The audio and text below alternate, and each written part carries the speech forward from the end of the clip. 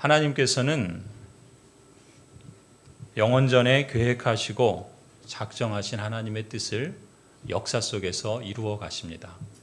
그리고 그 하나님의 행하심의 결과와 그 과정들이 오늘 여러분에게 여러분의 구원과 또 여러분이 하나님을 예배하고 또 찬양하는 그러한 모습으로 나타난 줄로 믿습니다.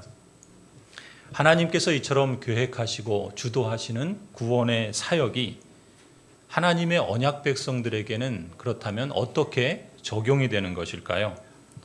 오늘부터는 여러분 주보에 보시는 것처럼 구원의 서정이라는 주제로 하나님의 말씀을 함께 살펴보려고 합니다. 구원의 서정이라는 말이 여러분에게는 낯설죠? 화면을 보시면 구원의 서정이라는 말은 구원의 순서와 과정에서 서정 이렇게 표현합니다.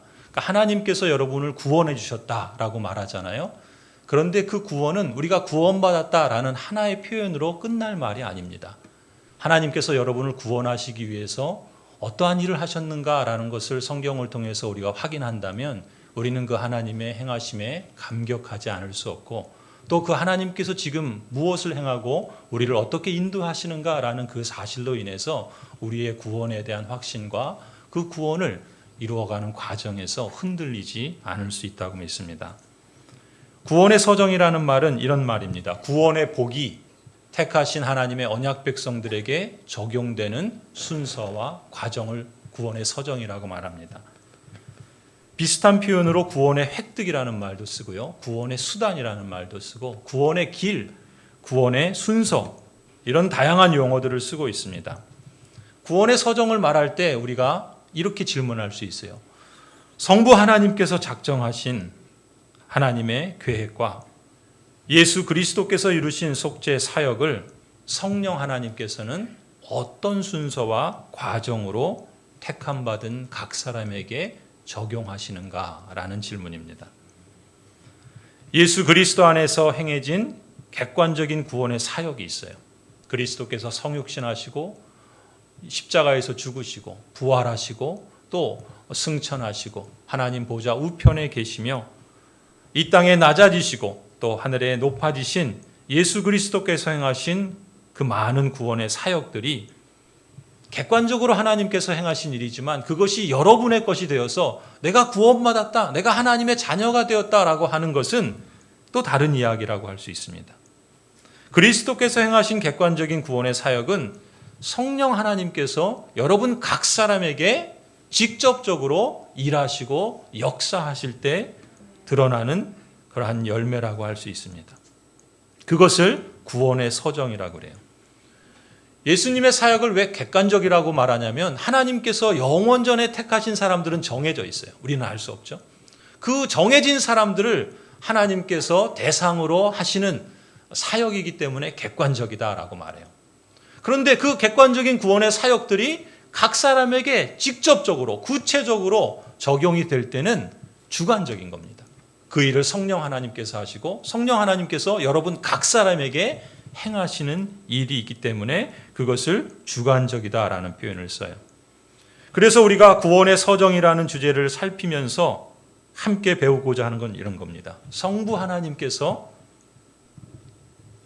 영원전에 작정하시고 성자 예수 그리스도께서 성육신과 십자가와 부활을 통해서 이루신 객관적인 구원의 사역을 성령 하나님께서 언약 백성인 여러분의 그 마음의 내적으로 그리고 여러분의 외부적인 삶 속에서 구체적으로 어떤 순서와 과정을 통해서 적용해 주시고 복을 주셨는지를 배우려고 하는 것입니다.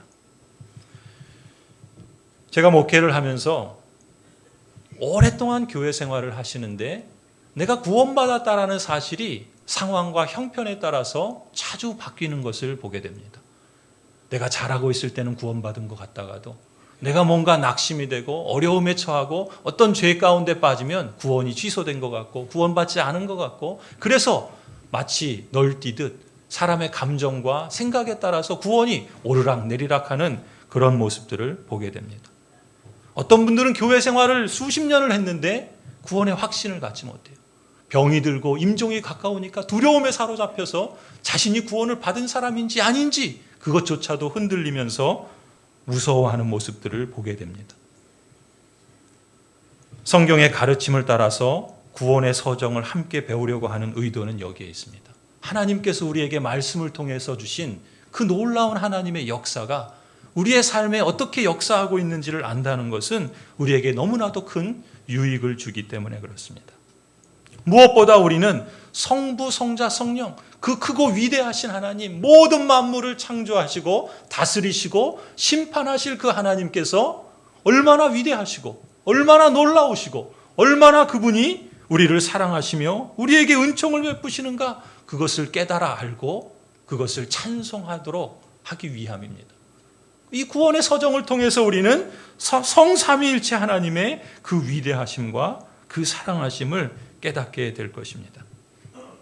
우리 편에서 보자면 우리는 지금 하나님 나라가 이미 임하였지만 아직 완성되지 않은 이 땅에서 살아가고 있습니다.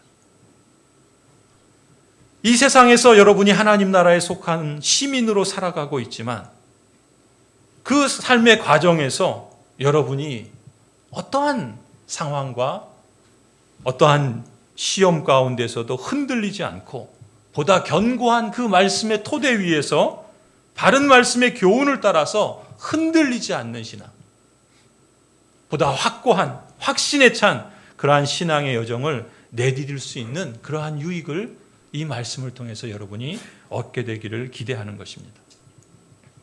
목사로서 여러분에게 거는 기대가 그것입니다. 우리가 사는 세상은 부조리해요. 불합리합니다. 억울한 일, 또 부조리한 일들이 하루에도 수도 없이 사람들에게 일어나고 그 일이 때로는 우리 자신들에게도 일어납니다.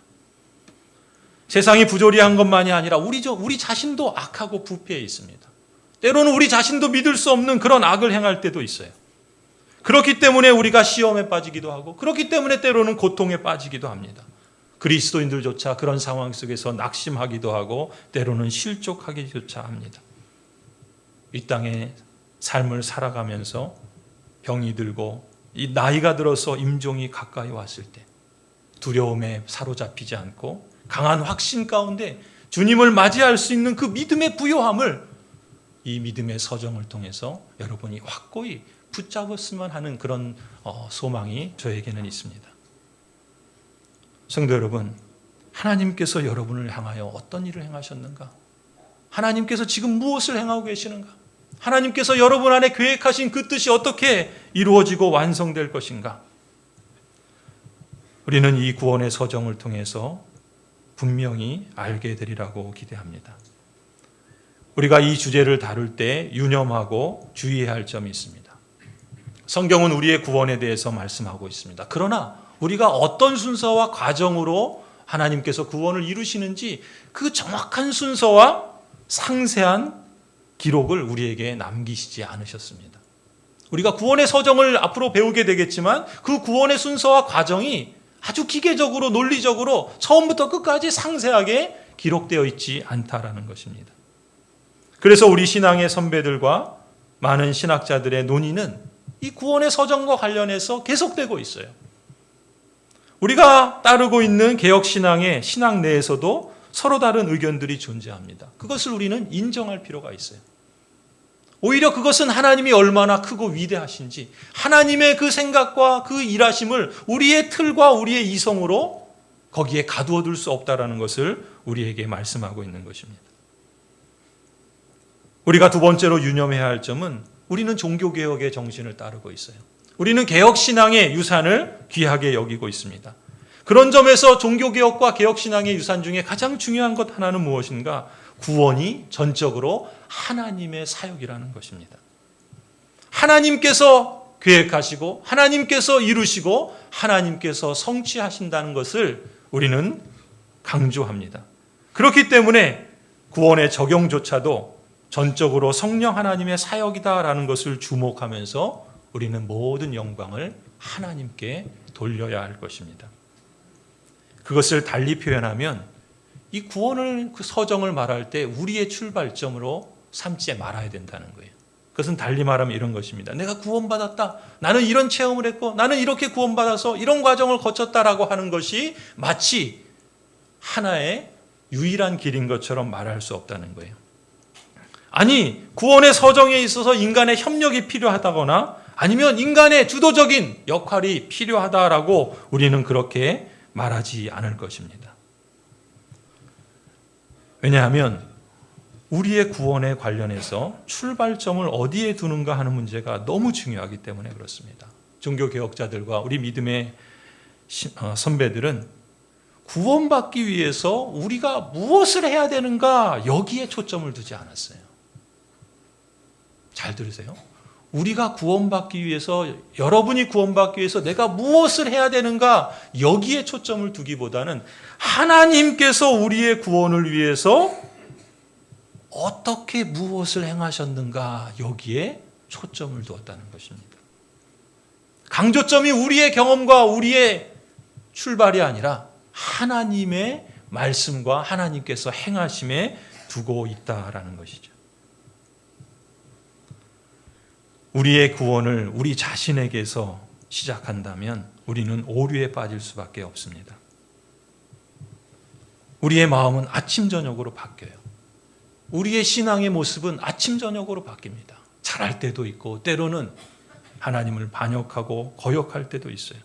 그런 우리 자신을 볼 때 과연 구원이 우리 자신에게 달려있다고 한다면 누가 구원의 확신을 가질 수 있겠습니까? 아침에는 확신을 가졌다가 밤이 되면 그렇지 못하는, 그야말로 요동하는, 흔들리는 모습을 갖지 않겠습니까? 우리 구원의 서정을 하나님께 초점을 두고 거기에서 출발점으로 삼는다고 하는 것이 좋은 것은 우리의 구원을 시작하시고 이루어 가시고 완성에 이르도록 하시는 그 전체적인 주도권을 우리가 하나님께 둘 때 우리는 하나님의 놀라우신 그 구원을 확신할 수 있다는 겁니다.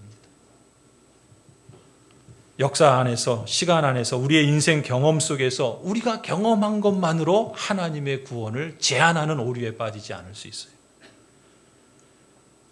구원의 서정을 마치 딱 정해져 있는 하나의 순서로만 기계적으로 오해하는 그런 오류에 빠지지 않을 수도 있습니다. 우리는 언약에 신실하시며 불변하신 영원하신 하나님께서 주권적으로 하나님의 뜻을 우리 안에서 얼마든지 이루어 가시며 반드시 성취하고 완성하실 것이다라는 사실을 확신할 수 있는 유익을 우리에게 줄 것입니다. 무엇보다도 여러분이 이 구원의 서정을 하나씩 하나님의 말씀을 통해서 배워갈 때 여러분 안에 말씀을 통해서 하나님의 그 확신이 충만하게 되기를 간절히 소원합니다. 자, 그렇다면 구원의 서정이라는 것이 어떤 것으로, 어떤 순서와 어떤 과정이 있는지를 전체적으로 한번 보겠습니다. 우리 개혁신학자 가운데 존 머레이라는 분이 있어요. 구속, 그 성취와 적용이라고 하는 책에서 구원의 서정을 이렇게 표현했습니다. 앞서도 말씀드린 것처럼 구원의 서정이 하나님께서, 성령 하나님께서 우리 안에 구속을 어떻게 적용해 나가시는가, 그것이 딱 이렇게 정해져 있다는 게 아니에요. 그러나 우리 개혁신앙 안에서 대체로 이러한 순서들을 따르고 있고 또 약간의 순서가 바뀌기도 하고 차이가 있기도 하지만 대체로 이것을 우리가 함께 따를 수 있다는 것이죠. 처음엔 부르심이 있어요. 소명이라 그럽니다. 그리고 거듭남이 있어요. 중생이라 그러죠. 그리고 믿음과 회개가 있고요. 또 하나님께서 의롭다 하시는 칭의가 있습니다. 그리고 자녀되는, 하나님의 자녀가 되는 양자의 권세를 주시고 또 하나님은 성령을 통해서 거룩해 하셔서 성화하게 하시고 또 우리의 구원을 궁극적으로 완성하시는 그러한 견인교리가 있고 예수 그리스도의 영화된 몸과 같이 우리도 부활의 몸을 입고 영화된 그러한 자리에 완성될 것을, 이 전체를 구원의 순서와 과정, 그래서 구원의 서정이라 이렇게 표현을 합니다. 오늘은 전체 그냥 기본적인 개념들만 여러분에게 소개하고 마치려고 합니다. 처음 듣고 좀 낯설고 어렵게 들려줄 수 있기 때문에 계속해서 말씀을 통해서 들으시고 여러분이 계속해서 친근해질 때 하나님께서 무엇보다 이 말씀을 통해서 내게 행하신 일이 무엇인가, 하나님께서 계획하시고 또 하나님께서 이루시며 하나님께서 그것을 통해서 내게 어떠한 유익과 복을 주시는가, 하나님의 하나님 되심을 여러분이 더 선명하게 배워갈 수 있기를 바랍니다. 첫 번째는 부르심이에요. 오늘 본문 로마서 8장 30절을 보겠습니다. 하나님께서는 영원전에 세상에 대한 모든 계획을 갖고 계신다라고 우리는 믿고 고백합니다. 그것을 하나님의 작정이라고 그래요. 그 하나님의 작정 가운데는 그리스도 안에서 어떤 사람들을 하나님께서 구원하시기로 택하시고 어떤 사람은 버리기로 유기하신 자들이 있어요. 특별히 하나님께서 구원하시기로 미리 정하신 사람들, 30절 보시면 하나님께서는 이미 정하신 사람들을 부르신다라고 말씀하세요. 세상을 창조하시기 전에 그리스도 안에서 구원하기로 선택하신 사람들을 하나님께서 역사 안에서, 시간 안에서 부르시는 거예요. 여러분이 지금 이 자리에 나와 있는 것도 하나님의 부르심을 받았기 때문입니다. 그것이 그 증거인 거예요. 하나님께서 여러분을 부르신 것은 언제 계획하셨는가? 여러분이 태어나기도 전에, 아니 이 세상이 존재하기도 전에, 우리가 가늠할 수 없는, 우리의 이성으로 헤아릴 수 없는 이 영원한 전에 하나님께서는 그리스도 안에서 그 전능하시고 전지하신 능력으로 여러분을 택하셨다는 거예요. 그리고 그 택하신 그 계획이 이제 이 역사 속에 여러분이 이 땅에서 태어나게 하셨고, 그리고 여러분을 부르셔서 교회로 나오게 하셨다는 거예요. 이 부르심에는 두 가지 부르심이 있어요. 외적인 부르심이 있고 내적인 부르심이 있습니다. 외적인 부르심을 보편적인 부르심이라고 그래요.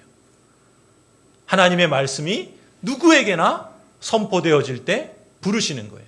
길거리에서 말씀을 전하는 사람을 통해서 사람들을 부르시기도 하시고, 저처럼 대학교 생활하면서 1호선 전차 안에서 사형리를 가지고 모르는 사람들에게 다가가서 사형리에 대해서 들어보셨습니까? 복음을 전할 때 사람들을 부르시기도 하시고, 아니면 어떤 사람들을 통해서 여러분의 집에 방문하셔서 예수 그리스도를 믿으십시오라고 부르시기도 하시고, 아니면 내가 병이 들어서 아플 때 뭔가 그 답을 얻기 위해서 교회를 찾아서 나오도록 부르시기도 하시고, 하나님은 다양한 방식으로 이 세상의 사람들을 부르십니다. 그걸 보편적인 부르심이라고 그래요. 외적인 부르심이라고 그래요. 그런데 그런 부르심의 가운데 어떤 사람들을 하나님께서는 택하시기로 작정하신 사람들이 있는 거예요. 하나님은 모든 사람을 다 택하시진 않았습니다. 하나님은 모든 사람이 다 하나님 나라에 들어가도록 택하시진 않으셨어요. 그 가운데 이미 택하신 사람들이 있다는 거예요. 이미 정하신 사람들이 있다는 거예요. 그 사람들을 부르셨는데, 그런 사람들을 대해서 내적인 부르심, 유효한 부르심이다라고 그렇게 표현을 합니다. 이해하기 쉽도록 저의 경우를 들어서 좀 더 설명해 보겠습니다. 제가 중학교 2학년 때쯤 저는 동네에서 축구하는 걸 너무 좋아했어요. 제가 사는 동네에는 고아원이 있었는데 저희 동네 아이들하고 그리고 고아원에 있는 아이들하고 방학이 되면 매일 경기를 합니다. 아침에는 야구 경기하고 오후에는 축구 경기를 해요. 저는 레프트 윙하고 그 다음에 야구할 땐 투수합니다. 너무 재밌는 거예요. 때로는 이기고 때로는 지기도 해요. 매일 싸웁니다. 막 싸우는 게 아니라 경기를 하는 거예요. 너무 좋아요. 근데 어느 날 어느 전도사님이 우리 놀고 있는데 오신 거예요. 교회 가자고, 하나님을 믿으라고 전도를 하신 겁니다. 사실 거기에는 저 말고 많은 아이들이 있었죠. 저희 동네 아이들도 있고 또 상대팀 아이들도 있었어요. 근데 저는 그때 사실 초등학교 때 교회를 다니긴 했습니다. 그런데 이사를 자주 다니다 보니까 한 6학년 무렵부터는 교회를 안 다니고 있었어요. 근데 그 무렵에 이제 중학생이 되었을 때 말하자면 하나님의 그 부르심을 받은 거예요. 전도사님을 통해서. 그래서 그때 다시 교회에 다시 나가게 됐습니다. 그걸 보편적 부르심이라고 그래요. 외적인 부르심이라고. 여러분 언제 보편적 부르심, 외적인 부르심 받으셨습니까? 여러분이 누군가로부터 교회 나와라, 또 예수님 믿어라 라는 이야기를 들었을 때 하나님께서 여러분을 외적으로 부르신 거예요. 그런데 여러분이 지금 어디에 와 계십니까? 여기에 와 계시잖아요. 저도 그때 교회를 다니기 시작했는데 고1 무렵이 되었을 때 제가 다니는 중고등부에서 구역 모임을 했어요. 어른들만 구역 모임 하는 게 아니라 저희 학생들도 일주일에 한 번씩 평일에 구역 모임을 했습니다. 구역 모임을 하면서 우리 각자가 그때 매일마다 하나님의 말씀을 읽고 묵상하며 기도하는 시간을 가졌어요. 그리고 기록을 했습니다. 그걸 큐티라고 그래요. 경건의 시간이라고 그래요. 그러니까 각자 집에서 매일매일 그걸 하는 거예요. 그리고 나서 이제 구역 모임을 하면 자기가 했던 것, 묵상한 것, 기도한 것을 같이 이야기를 하고 같이 기도 제목 나누고 그렇게 서로를 위해서 기도하는 시간을 갖습니다. 그때 구역 모임 때 주제별 성경 공부도 하고 복음서 성경 공부도 했어요. 그 말씀을 우리가 함께 배우고 또 함께 기도하는 가운데 어느 날 어느 순간에 성령 하나님께서 그 말씀을 통해서 이 복음의 의미가, 이 성경의 말씀의 뜻이 제게 납득이 되는 거예요. 믿어지는 거예요. 그래서 예수 그리스도를 저 개인적인 인격적인 주님으로 영접할 때가 그때 무렵이었습니다. 그래서 회개도 하고 세례도 받고 구원의 확신도 갖게 되었습니다. 이것을 뭐라고 그러냐면 내적인 부르심이라고 그러는 거예요. 성령 하나님께서 어느 순간 저에게 찾아와서 오셔서 제 안에서 그 외적인 부르심이 제 안에 효과적으로 유효한 그러한 작용이 되도록 역사하셨다는 거예요. 이렇게 부르심에는 두 가지가 있어요. 사실 제가 중2 때나 중3 때는 축구하는 게 너무 좋아서 아이들하고 노는 게 너무 좋아서 교회 종종 빠졌습니다. 교회 나갈 때도 있었지만 빠질 때가 더 많았어요. 그런데 고1, 고2쯤 되면서 학생 구역 모임을 꾸준히 하면서 언제부턴가 하나님의 말씀이 막 더 좋은 거예요. 막 더 납득이 되고 막 그것이 너무나 막 감격이 되고 막 그러는 거예요. 성경 말씀이 제 눈에 들어오고 하나님을 알아가고 믿어지는 게 너무 신기한 거예요. 막 너무 재밌는 거예요. 그러니까 막 모여서 막 같이 기도하고 막 큐티하고 나누고 또 뭐 이런 것들 하는 게 너무 즐거웠습니다. 예전에는 체험하지 못했던 그런 일들이 가능하게 된 거예요. 성령 하나님께서 어느 순간 제 안에서 일을 하신 거예요. 저를 거듭나게 하신 거죠. 새 사람을 제 안에 창조하신 거예요. 그것을 중생이라고 그래요. 거듭났다라는 여러분 표현 들어보셨죠? 요한복음 3장을 보시겠어요? 예수께서 니고데모라는 율법학자에게 산헤드린 공회의원에게 국회의원에게 말하는 거예요. 누구든지 다시 나지 않으면, 누구든지 거듭나지 않으면 하나님 나라에 들어갈 수 없다. 하나님 나라를 볼 수 없다. 그렇게 말씀하는. 그러니까 이 율법을 꽤나 안다는 이 학자가 더군다나 그 유대 사회에서 국회의원쯤 되는 이 명망 있는 이 니고데모가 뭐라고 대답합니까? 아니 사람이 늙었는데 어떻게 거듭납니까? 이렇게 질문하는 거예요. 이 사람은 전혀 거듭남에 대해서 몰랐던 거예요. 동문서답을 하는 거죠. 그때 5절에 예수님께서 대답하시는 거예요. 앞서 했던 말과 똑같은 3절의 말을 반복하시는데 차이가 있어요. 누구든지 다시 나지 않는다면, 누구든지 거듭나지 않는다는 표현을 이렇게 말씀하세요. 5절에 누구든지 물과 성령으로 나지 않는다면. 물과 성령으로 거듭나는 것에 대해서 말씀하신다는 것이죠. 중생이란 바로 이런 것입니다. 성령 하나님께서 어느 순간 나도 모르는 그 순간에 내 안에서 내 속사람을 새롭게 하시는 거예요. 내 안에 새 마음을 주시고 새로운 경향을 주시고 새로운 믿음을 허락하시는 것을 거듭났다, 중생이다 라고 표현합니다. 특별히 이 거듭남의 사역은 언제 일어나는지 몰라요. 여러분 요한복음 3장 8절 9절 보세요. 여러분 바람은 불고 싶은 대로 불죠. 바람이 소리는 나지만 어디에서 와서 어디로 가는지 알지 못합니다. 바람이 불었다는 걸 우리가 어떻게 알죠? 나뭇잎이 움직이는 걸 볼 때 아 바람이 불었구나라는 걸 감지하지 바람이 언제 불고 어떻게 부는지 알지 못합니다. 성령으로 거듭나는 사람도 이와 같다는 거예요. 성령께서 여러분에게 언제 찾아오셨는지 어느 순간 내 안에 거듭남의 그런 은혜를 주셨는지 사실 우리는 모릅니다. 그러나 성령께서 이처럼 우리를 거듭나게 하셨다면 그러한 일이 일어났는지를 우리는 어떻게 알 수 있을까요? 요한복음 3장 16절, 17절, 18절을 보세요. 거기 보시면은 하나님께서 독생자 예수 그리스도를 보내주셨는데 그를 믿는 사람은 영생을 얻게 해주신다라고 말씀하셨어요. 그래서 성령께서 거듭나게 하신 사람은 그 아들을 믿습니다라고 하는 고백이 있습니다. 그리고 그 고백에 따르는 변화가 드러나게 돼 있어요.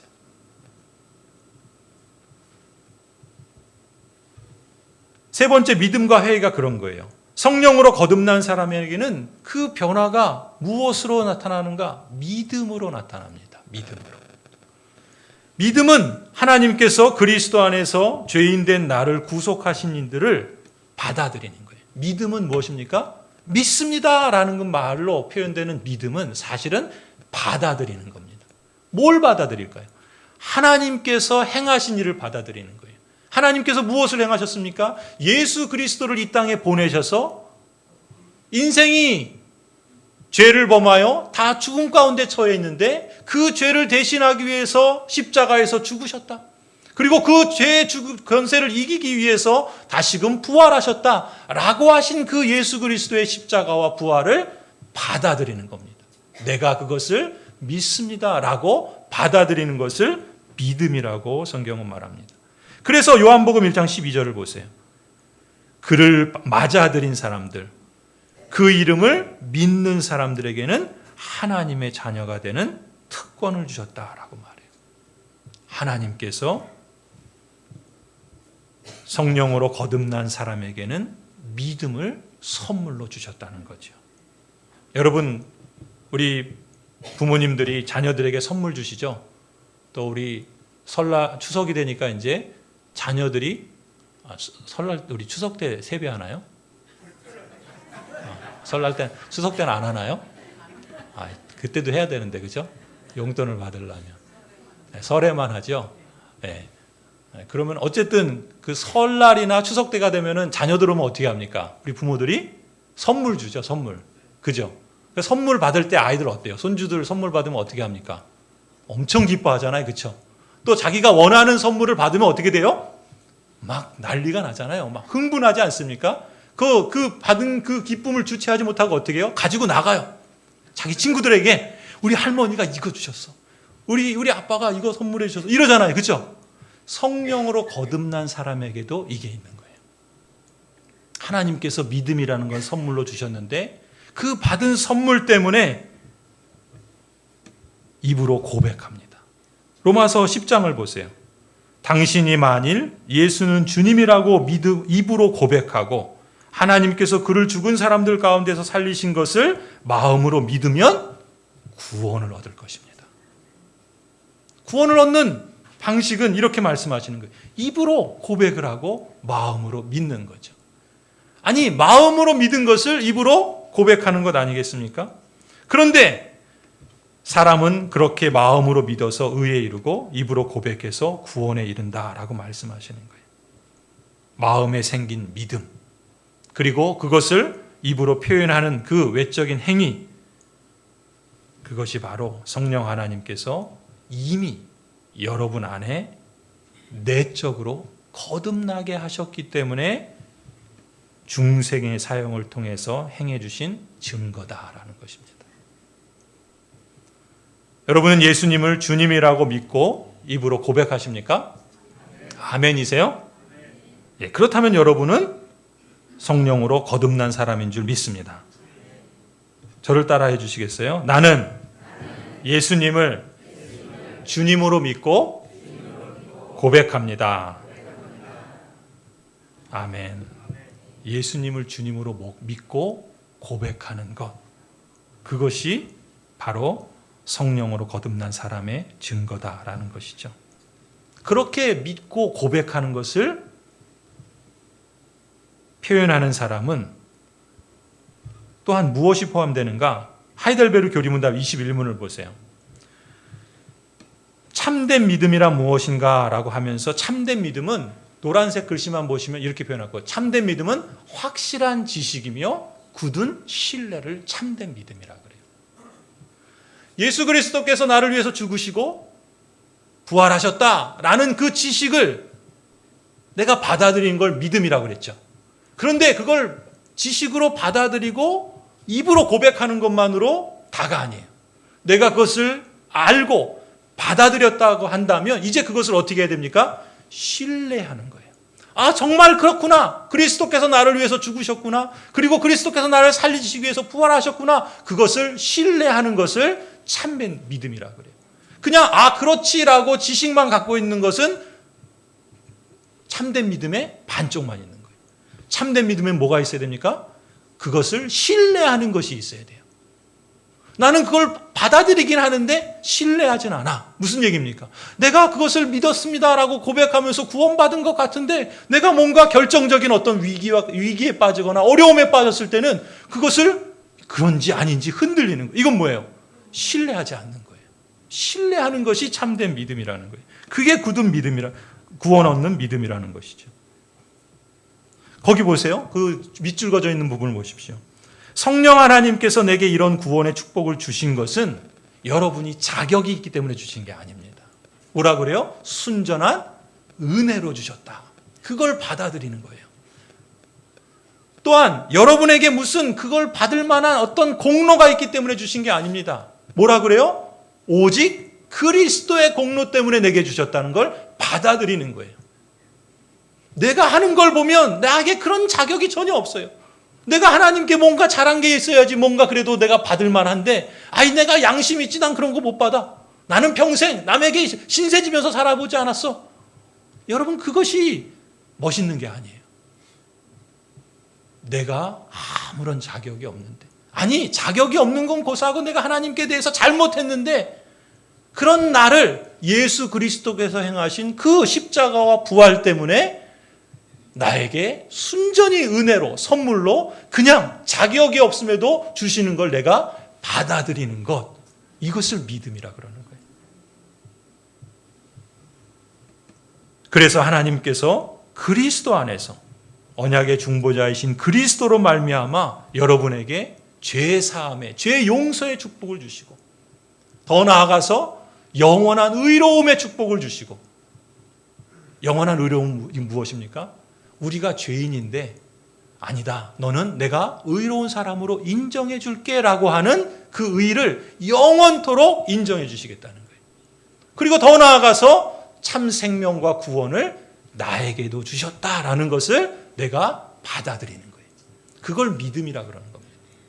내가 그걸 받아들이고 그것을 신뢰하는 거예요. 내가 연약할 때도, 내가 범죄할 때도, 내가 잘한 게 없을 때에도 하나님께서 나를 위해서 이렇게 행하셨구나. 그것이 성경에 기록되어 있고 그것이 나를 위한 하나님의 부르심이며 내가 그 부르심을 받아서 이렇게 교회에 나와서 이렇게 예배하면서 그 말씀을 듣고 있는데 아 그렇구나. 내가 그것을 다 그럴 만한 자격이 없음에도 불구하고 하나님이 행하셨다는 그 사실을 내가 받아들이는 것, 그것을 믿음이라고 말하는 것입니다. 그런 점에서 보면은요, 믿음은 하나님의 선물인 거예요. 그렇잖아요. 인간적으로 생각하면 내가 그럴 자격이 안 되는데 그걸 받아들인다는 것이 상식적으로 용납이 안 되는 분들도 있어요. 근데 그게 받아들여지는 거예요. 오히려 내가 더 겸손해지고 내가 낮아지고 내가 겸손한 마음으로 인정하는 것, 그런 것이 성령 하나님께서 여러분에게 일하시고 역사하셨다라는 것이죠. 여러분 참된 믿음은 이것을 소유한 사람에게는 또 다른 증거가 있습니다. 그것이 바로 회개입니다. 회개. 죄에 대해서 회개하는 거예요. 죄에 대해서 통회하는 마음을 갖는 거예요. 여러분 내가 잘못했는데 여러분 아이들이 잘못하면 어떻게 합니까? 매를 들어서라도 바로 잡잖아요. 여러분 누군가 여러분에게 잘못하면 어떻게 돼요? 안 갚음하고 싶지 않습니까? 그 잘못한 것에 대한 대가를 지불하게 하고 싶은 마음이 들지 않습니까? 억울하잖아요. 그 억울함을 풀어야 되지 않겠습니까? 왜 그런 마음이 우리에게 있죠? 하나님은 공의로우신 하나님이기 때문에 불의한 것을 하나님께서 용납하지 않으세요. 불의한 것에 대해서는 그것에 마땅한 대가를 지불하도록 하나님께서 세상을 만드셨습니다. 그런데 그 불의한 게 누구예요? 세상만 불의한 게 아니라 우리도 불의한 거예요. 우리도 잘못하고 있는 거예요. 우리도 우리의 행위로만이 아니라 우리의 말로, 우리의 생각으로, 우리의 마음으로 죄를 짓고 있단 말이죠. 그런 우리를 보면은 우리도 하나님께 그 죄에 대한 대가를 지불해야 돼요. 죽어야 되는 겁니다. 우리가 지은 죄를 다 갚으려면 우리 평생에 갚을 수가 없어요. 우리는 다 죄에 대한 죄에 대해서는 죽은 자로 있는 것이죠. 그러니 그 죄에 대해서 우리를 죄인이 아니라고 인정해 주신 그 하나님에 대해서 그것을 받아들일 뿐만 아니라 그렇다고 한다면 이제 내가 마음대로 죄를 지어도 되겠구나 이런 마음을 갖는 게 아니라 그런 나를 하나님이 받아주셨으니 내가 이 죄에 대해서 끔찍하게 생각하는 거예요. 내가 이 죄를 다시는 져서는 안 되겠구나. 내가 이 죄 가운데 거해서는 안 되겠구나. 이 죄가 내 안에서 일하는 걸 보니까 이게 너무나도 안타까운 일이구나. 죄에 대한 회개가 있고 통회하는 마음을 있고 그래서 말씀을 따라서 순종하는 마음으로 죄를 죽이려고 하는 열망을 갖습니다. 우리 자신을 죽이는 게 아니고요. 죄를 죽이는 거예요. 우리 안에서 자꾸 일어나는 그 죄의 욕망들을 죽이는 겁니다. 그런 마음을 하나님께서 우리에게 주신다는 거예요. 여러분 저 역시도 고등학교 시절에 수련회를 가거나 금요철야 기도에 가게 되면 학생 구역 모임에서 성경 공부할 때마다 제일 먼저 한 게 회개였던 것 같아요. 청소년 시절에 얼마나 죄를 많이 범하니까 그렇죠? 생각으로, 행동으로, 뭐 말하는 것으로. 그러니 모일 때마다 회개할 수밖에 없어요. 왜냐하면 늘 하는 게 죄밖에 없으니까. 그걸 죄인지 모를 때는 아무렇지도 않았는데 그게 죄라는 걸 깨달으니까 부끄러운 거예요. 아, 이게 내가 이런 모습이구나라는 걸. 그러니까 하나님 앞에 나갈 때마다 회개할 수밖에 없었던 것이죠. 신앙고백서 15장에 보면은 회개가 생명에 이르는 회개가 있다 그래요. 생명에 이르는 회개를 가진 죄인은 이렇게 행한다 그럽니다. 4가지예요. 자기의 죄가 위험할 뿐만 아니라 자기의 죄가 얼마나 더럽고 추한지 그것을 느끼는 거예요. 2번째는 그리스도 안에서 그러니 회개하고 통회하는 마음을 가질 때 그것을 하나님 앞에 회개할 때 하나님께서 그 회개하는 사람에게 베푸시는 그 하나님의 긍휼을 깨닫게 되는 겁니다.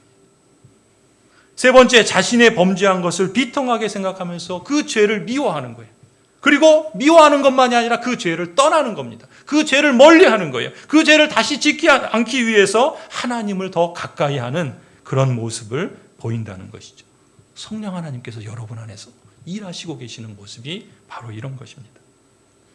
4번째, 성령으로 거듭나서 믿고 회개하는 사람에게 주시는 복이 있는데 그것은 의롭다함이라고 그래요. 칭의라고 말합니다. 여러분 주보에 보시면 우리 오늘 그 구원의 서정에 대한 개요들을 쭉 적어놨습니다. 우리 목장 모임 때 활용하시고 또 여러분 설교를 들으시면서 아직 낯설고 익숙하지 않은 그러한 용어와 개념들이기 때문에 여러분에게 조금 더 도움을 주고자 기록을 해놨습니다. 참고하시기 바랍니다. 여러분 하나님 앞에서 성령으로 거듭나서 믿고 회개하는 사람에게는 2가지 복을 주세요. 59문에 하이델베르 교리문답 59문에 한번 보실까요? 거기에 보면은 그리스도 안에서 나는 하나님 앞에 의롭게 되며 영원한 생명의 상속자가 됩니다. 하나님 앞에서 의롭다라고 하는 인정을 받아요. 그리고 영원한 생명을 가진 상속자, 즉 하나님의 자녀가 되는 양자됨의 축복을 받습니다. 로마서 8장 30절 볼까요? 오늘 말씀이에요. 하나님께서 이미 정하신 사람 부르신다고 그랬죠? 그렇고 그치는 게 아니에요. 부르신 사람을 어떻게 하세요? 의롭다 하세요. 의인 삼아 주시는 거예요. 그것을 칭이라 그럽니다. 저나 여러분 같은 죄인에게 하나님께서 의롭다고 선언해 주시는 법적인 용어가 바로 칭의라는 것입니다. 웨스트민스터 대교리 문답 70문에 보면 칭의를 이렇게 표현합니다. 칭의란 하나님께서 죄인들에게 값없이 주시는 은혜의 행위다. 하나님이 주시는 거예요. 은혜로 주시는 거예요. 죄인들에게 주시는 선물입니다. 그 선물의 내용이 뭐냐면 거기 보시면은 밑줄 그어져 있죠. 그 죄를 용서해 주시고 그 인격을 의롭다고 여기시고 받아주신다는 거예요. 여러분 상상해 보십시오. 예수 그리스도께서 재림하시고 하나님께서 모든 사람들을 재판정에 세울 겁니다. 여러분 한 사람 한 사람이 다 마지막 심판의 재판정에 서게 될 거예요. 그때 사탄은 검사처럼 여러분의 죄를 기소할 겁니다. 하나님은 재판장으로서 여러분을 이제 선고할 거예요. 그런데 그 재판정에서 여러분 한 사람 한 사람이 죄인으로서 사형 선고를 받아 마땅한데 하나님께서 재판장이신 하나님께서 여러분의 범죄와 그 죄로 인한 과실에도 불구하고 여러분을 죄인이 아니다, 의인이다 라고 선포해 주신다는 거예요. 그것이 그 재판정에 있을 일이지만 그것을 지금 이 땅에서 이미 성령을 통해서 여러분에게 선언해 주시는 것을 칭의라고 그래요. 여러분을 의롭다 여겨주시는 것입니다. 여러분은 하나님 앞에서 의롭다 여기심을 받은 줄 믿습니까?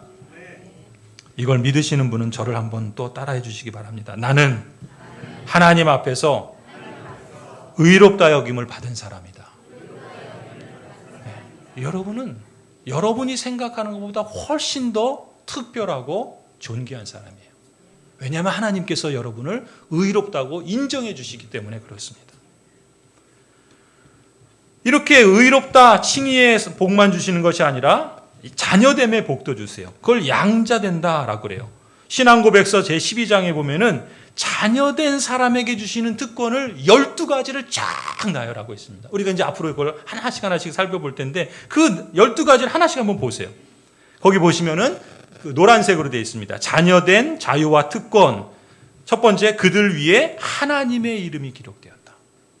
요한계시록 3장 12절에 보시면요, 하나님께서 마지막 때에 하나님으로부터 내려오는 새 예루살렘의 이름과 또 하나님의 새 이름을 사람의 몸에 새겨두신다 그래요. 여러분의 몸에, 의롭다 여김을 받는 사람들의 몸에 하나님의 이름을 새겨주시는. 요즘 타투 많이 하죠. 문신 많이 하잖아요. 그렇죠? 뭐 유행처럼 많이 하는데 그런 정도의 타투가 아닌 거예요. 하나님의 이름을 여러분의 몸에 하나님께서 친히 새겨주신다는 거예요. 뭡니까? 넌 내 거다. 넌 나의 자녀다. 하나님께서 그렇게 인정해 주신다는 거예요. 그뿐만이 아닙니다. 하나씩 보세요. 시간이 많이 가서 짧게 보겠습니다. 양자의 영을 주십니다. 담대하게 은혜의 보좌에 나아갈 수 있도록 허락해 주십니다. 하나님을 아빠, 아버지라고 부를 수 있도록 해 주십니다. 하나님께서 여러분을 불쌍히 여겨주시고, 하나님께서 여러분을 보호해 주시고, 하나님께서 여러분에게 필요한 것을 공급해 주시고, 하나님께서 때로는 여러분에게 책망하셔서 징계는 하시지만 그러나 완전히 버리시지는 않으시고 구속의 날까지 인치심을 받아서 약속을 기업으로 누리게 하시고 영원한 구원의 상속자가 되게 하십니다. 하나님께서 여러분 안에 이 일들을 행하신다는 거예요.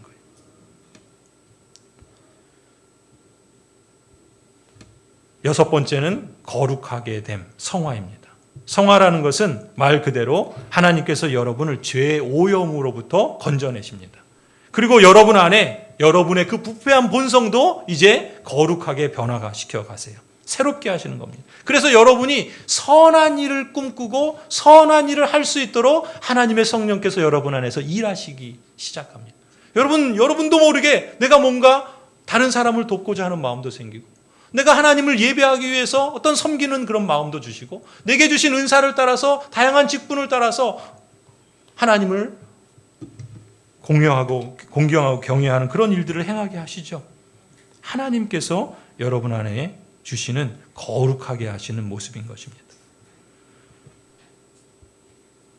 그리고 에베소 4장을 보세요.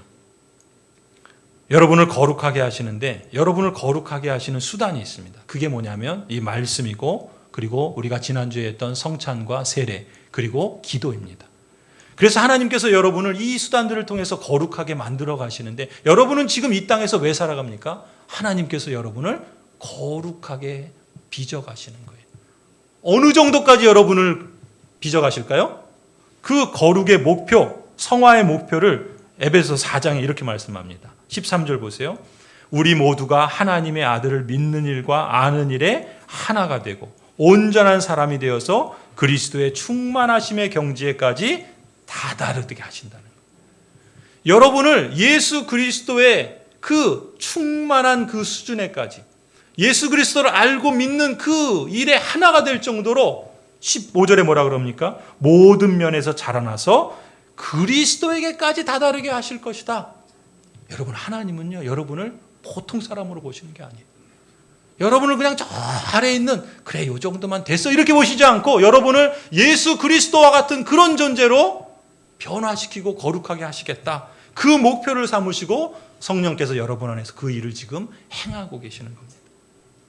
이것이 성화예요. 그리고 마지막 두 개는 성도의 궁극적인 구원, 그걸 견인이라 그래요. 근데 우리가 이 세상을 살아가면서 여러분 수많은 일들을 만나죠. 어떤 사람은 은혜의 상태에서 타락한 것처럼 보여요. 예배를 귀하게 여기지 않습니다. 하나님을 우습게 여겨요. 죄를 범하는 걸 너무나 가볍게 여깁니다. 그런 걸 보면 저 사람이 그리스도인이 맞나 싶은 생각이 들어요. 저 사람이 하나님을 믿는 사람인가라는 그런 의구심이 들 때가 있습니다. 하나님의 은혜의 상태에서 저주의 상태로 떨어진 것 같은 그런 모습을 보일 때가 있단 말이죠. 그러나 하나님께서 택하시고 부르시고 거룩하게 하시는 그 사람은 결코 그 은혜의 상태에서 타락할 수 없도록 하나님이 일하십니다. 떨어져 나가지 않도록 하나님께서 붙드십니다. 궁극적인 구원을 완성하시도록 성령 하나님께서 계속해서 일하십니다. 그걸 견인이라고 그래요. 여러분 우리 견인차 있죠? 견인차. 사고 나면 견인차가 차를 이렇게 끌고 가잖아요. 어디까지 끌고 갑니까? 고치는 데까지. 여러분을 그 하나님 나라가 완성하는 그 나라까지 성령 하나님께서 끌고 가시는 거예요. 견인해 가시는 거예요. 성도의 궁극적인 구원을 하나님께서 이루신다는 것입니다. 그리고 마지막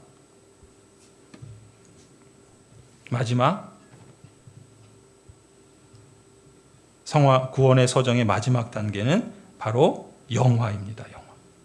그렇게 성령 하나님께서 여러분을 끌고 가셔서 완성된 하나님의 나라에 이르도록 하신다는 것. 예수 그리스도의 그 영광스러운 몸과 같은 부활의 몸을 여러분도 입고 영원한 나라에서 살게 하신다는 것. 로마서 8장 30절 볼까요? 하나님께서 이미 정하신 사람들을 부르시고 부르신 사람들을 의롭게 하시고 의롭게 하신 사람들을 영화롭게 하신다. 성도 여러분, 오늘 우리는 구원의 서정의 순서와 과정들을 보았습니다. 부르시고 거듭나게 하시고 믿음과 회개를 의롭다 하심을 자녀됨을 거룩해 함을 그리고 성도의 궁극적인 구원을 이루시며 영화에 이르게 하시는 하나님. 하나님께서 그 모든 걸 작정하셨습니다. 그리고 예수 그리스도를 통해서 그것을 이루셨습니다. 그리고 이제 지금 성령 하나님께서 그 일들이 여러분 개인에게 구체적이고 직접적으로 일어나도록 성령 하나님께서 일하고 계신 것입니다. 앞으로 이 구원의 서정을 하나님의 말씀을 따라서 하나씩 자세히 살펴볼 때 그 하나하나에 담긴 하나님의 놀라운 구원의 은총을 여러분이 깨닫게 되기를 바랍니다. 여러분을 향한 하나님의 그 열심, 하나님의 그 무한하신 그 사랑에 감격할 수 있기를 바랍니다. 그래서 배우고 확신한 일에 거하셔서 여러분의 인생 여정 속에 감사와 순종의 열매를 풍성하게 맺어가기를 간절히 축원합니다.